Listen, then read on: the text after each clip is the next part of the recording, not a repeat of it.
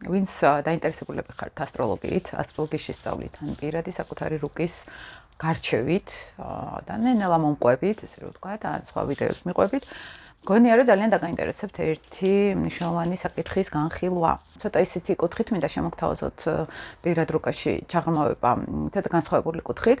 ვთქვათ, ადამიანს ყავს მთვარე, მოდით ავიღოთ კუროში. ძალიან ისეთი მშვიდობიანი, სტაბილური მთვარე არის, ხო? და კარგადაც არის მთვარე ამ ნიშანში, იმიტომ რომ კურო არის ოჯახის ენერგია, სიყვარული, სითბოსი ენერგია ზოგადად, ქალური ენერგეტიკა არის, ანუ მას ვენერა მართავს. შესაბამისად, ქალური ენერგიის ზონაში მთვარე კარგად გრძნობს აქ თავს. მაგრამ ავიღოთ ესეთი რამ, რომ მთვარე არის ნეგატიურ ასპექტში, ან ოპოზიციაში, ან შეერთებაში, ან კვადრატურაში პლუტონთან. აქ უკვე გამოდის, რომ მთვარე მორიელივით მუშაობს აქ ადამიანის შინაგანი ემოციები. ამიტომ მე მაგალითად ერთ რაღაცას ვურჩევ ხოლმე, თქვათ მოსწავლეები რომ ყავს ხოლმე, რომ თუ ყავთ მთვარე ასპექტები, ან იუპიტერთან, სატურნთან, ან პლუტონთან, ან ნეპტუნთან, წაიკითხეთ ის ნიშნები მთვარის, მაგალითად მთვარე მშვილდოსანში. აქ მთვარე იუპიტერის ასპექტი აჩვენებს დაახლოებით მსგავს ენერგიას, როგორ მუშაობს აქ მთვარე. ამ პლუტონთან თუ გვაქვს ნეგატიური ასპექტი, ხო? მთვარე მორიელში მსგავსად მუშაობს.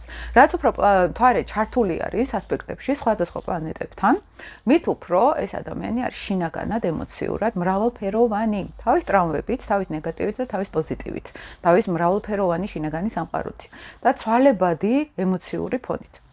მაგალითად, იუპიტერი ეს არის უცებ ოპტიმიზმი მოუვა, უცებ ადამიანი ვერ ხვდება რაღაცა თუ არის აწყენი, რაღაც კონფლიქტი თუ არის, ან რაღაცა უხეშნენ, რაღაცა ყურადღების მიღმა გადავა ხომ მშვილდოსნურად.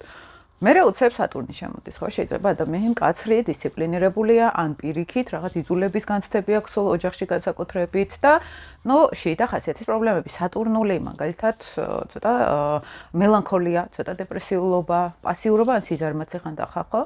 პლუტონი როცა შემოდის მთვარესთან, ეს უკვე ნიშნავს, რომ ადამიანს აქვს ძაფრი ემოციები და უსაფრთხოების ზონა დარღვეული. პლუტონი, ანუ მთვარე მორიელში როგორც მუშაობს, დაახლოებით ესე მუშაობს ეს ასპექტიც, ხო?